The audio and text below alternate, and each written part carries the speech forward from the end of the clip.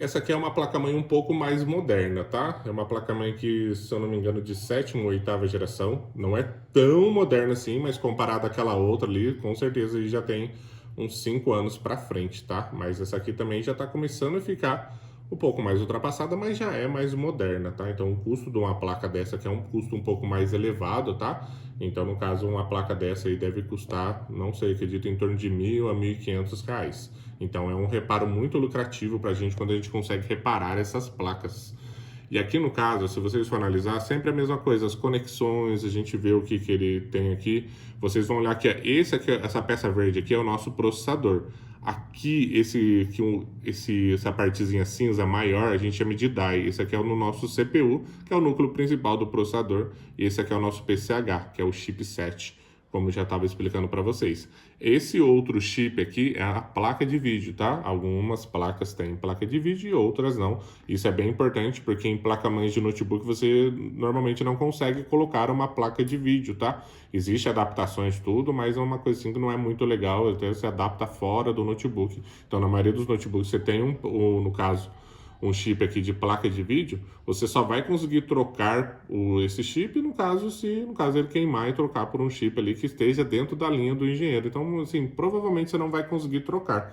A mesma coisa do processador aqui. O processador, se der qualquer defeito nele ou no chipset, você tem que trocar ele inteirinho. Então, isso aqui veio para dificultar para a gente também, entendeu? A gente tem um custo muito mais alto de reparo. Mas mesmo assim você consegue trocar esse processador. No caso de uma placa dessa, pode ser que vale a pena ou não. Tem que ver quem troca esse chip, tá?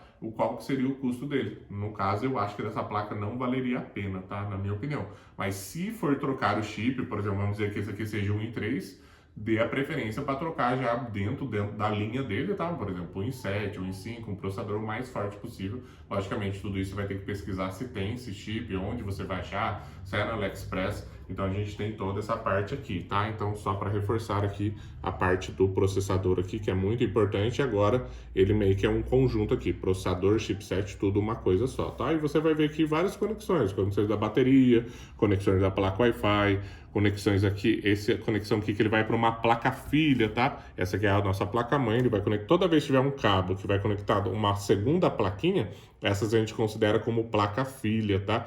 E no caso aqui ela tá sem aqui, mas é só para vocês poderem analisar, tá? Aqui temos aqui a nossa conexão aqui de SSD, no caso o NVMe, então o NVMe seria conectado nessa parte. A gente vai ter a nossa conexão HDD, que é onde você consegue colocar um HD ou um SSD SATA. Aqui no caso ó, vai ter a nossa conexão aqui, ó, tá com o nome de TP aqui, no caso TP, chama o quê? Touchpad, então a nossa conexão do nosso touchzinho lá que você vai estar movendo o notebook. Aqui no caso aqui do nosso KB aqui também, no caso esse aqui tá KBBL. Esse BL eu acredito que seja backlight, deve ser a iluminação do teclado, tá? E aqui já é o nosso KB, que essa aqui é a nossa conexão que vai ligar o nosso teclado, tá? Temos uma conexão aqui de LED também. Esse SPK aqui, no caso, o nosso speaker, no caso, vai ser os nossos alto-falantes da placa, tá? Então, entender que as placas, elas têm várias serigrafias, elas vão escrevendo, não só, no caso, para conectar os periféricos, mas também muito dos próprios componentes. Então, algum componente a gente pode vir aqui, ó, um exemplo aqui, ó, PJP200. Então, isso aqui, esse pontinho de solta é ele, tá? Então, a gente pode pegar aqui, ó, PL200, esse componente cinza aqui, vai estar aqui. Todas as placas têm serigrafia? Não. Aí, todos os componentes têm serigrafia? Também não.